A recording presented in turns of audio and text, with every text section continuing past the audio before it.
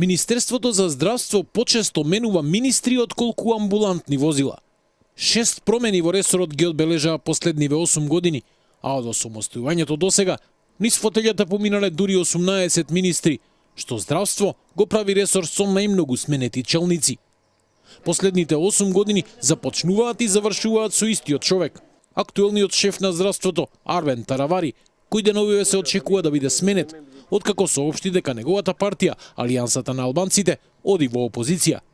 Кој ќе биде новиот 19-ти поред министер за здравство, денеска не откри ниту актуелната за образование Весна Јаневска, лекарка која многумина ја гледаат како наследник на Таравари. Министерка, дали се гледате во друг ресор како што е Министерство за здравство? Оваа држава има премиер, претпоставувам дека има и преговарачки тимови. Јас ќе бидам таму каде што премиерот ќе одлучи дека државата има потреба од мене. Би сакале во Министерство за здравство? Ви одговори веќе на прашањето. Ова не е прв пат Таравари да ја напушти функцијата по само неколку месеци министерување. Во 2017-та, откако СДСМ формираше влада, Таравари стана министер за здравство, но само по неполни 5 месеци, по истото сценарио како и сега, ја напушти функцијата.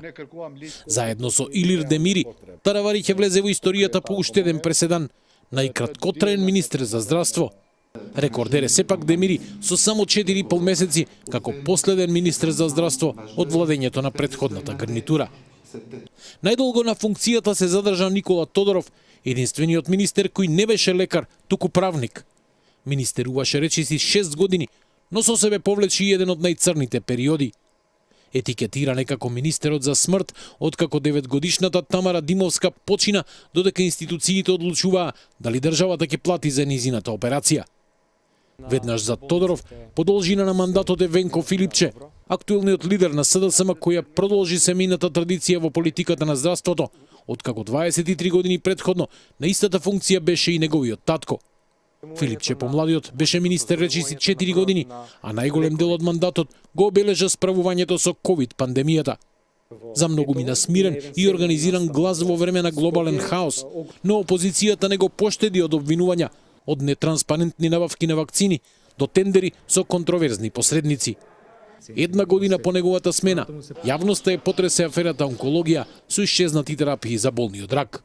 По Филипче, министри станаа и Беким Сали и Фатмир Меджити, кои заедно со најкраткотрајниот Илир Демири беа на функција вкупно неполни 2,5 години.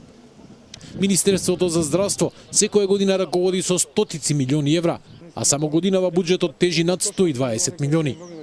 Речи си и да нема министер кој не ветил нов клинички центар, но амбициозните проекти најчесто траја колку и нивниот мандат.